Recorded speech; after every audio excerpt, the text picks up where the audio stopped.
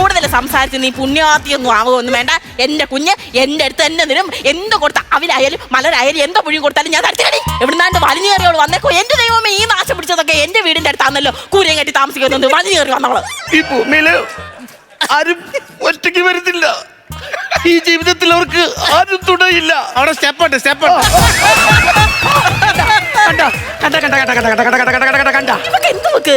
എന്റെ മോൻ അവിടെ എന്നെ രക്ഷപ്പെടുത്തിയത് കണ്ട മനസ്സിലാവുന്നുണ്ട്.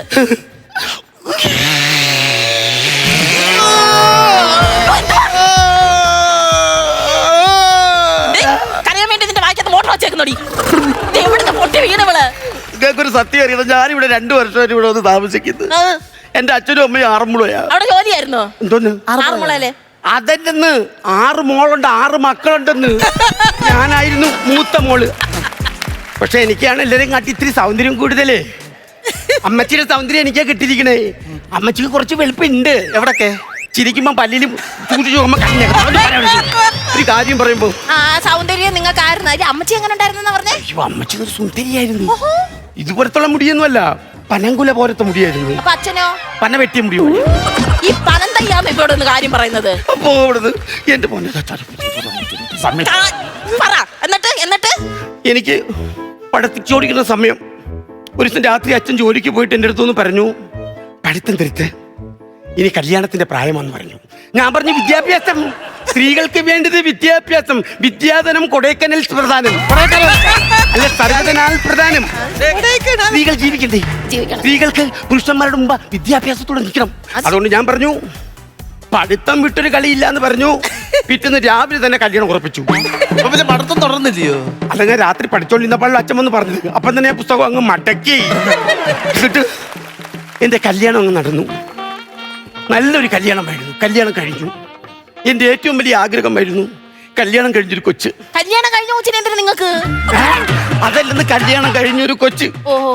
ഞാനും എന്റെ ഭർത്താവ് സുഖമായിട്ട് ജീവിക്കുന്ന സമയത്ത് ഞങ്ങളുടെ ഇടയിലേക്ക് ഒരാൾ കയറി വന്നു. നിങ്ങൾ എവിടെ നിൽക്കുമായിരുന്നു? ഉത്സവപ്പറമ്പിൽ നാടകം ഇങ്ങനെ അമ്മ ഒരു കാര്യം പറയുമ്പോൾ കൂടുതൽ ഞാൻ പറഞ്ഞു.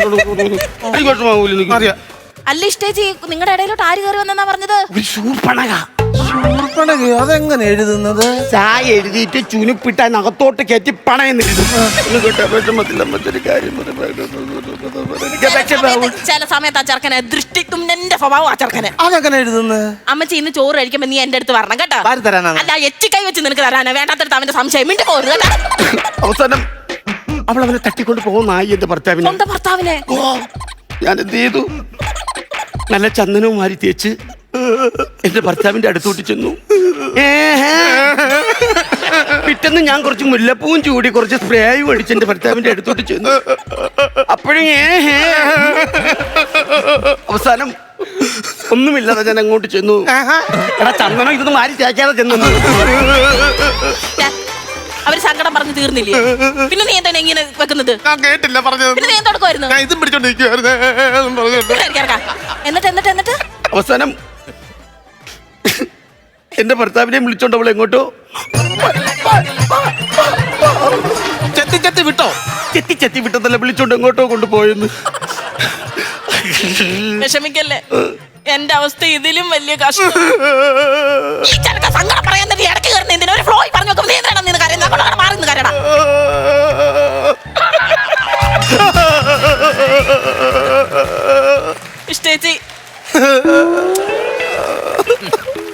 ഇഷ്ടേച്ചിക്ക് അറിയാമോ, കൃത്യം 25 കൊല്ലമായി മൂക്ക് പിടിച്ചിട്ടാ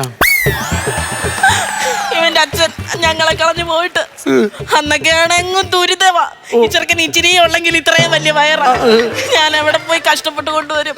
ഇഷ്ടേച്ചിയോട് പറയാമല്ലോ, ഒരു കുപ്പി വിഷത്തിൽ ജീവിതം അവസാനിപ്പിക്കാന്നും പറഞ്ഞ് ഇവൻ ആദ്യം കൊടുത്ത് ഞാൻ രണ്ടാമത് തിന്നാന്നും പറഞ്ഞോണ്ട് ഒരു കുപ്പി വിഷം ഞാൻ അങ്ങ് മേടിച്ച് എന്റെ കിങ്ങിണിക്കുട്ടിന് വിഷം കൊടുത്താണ്. വിഷം കൊടുത്ത എന്റെ പാവ കിങ്ങിണിക്കുട്ടന് എന്നിട്ടൊന്നും പറ്റിയില്ല എന്റെ കിങ്ങിണിക്കുട്ടന്. ആ ഒരു കുപ്പി വിഷവും തിന്ന് എമ്പക്കം വിട്ടിട്ട് ഇവൻ എന്നോട് ചോദിക്കുക ഒരു കുപ്പിയും കൂടെ കൊടുക്കാന്.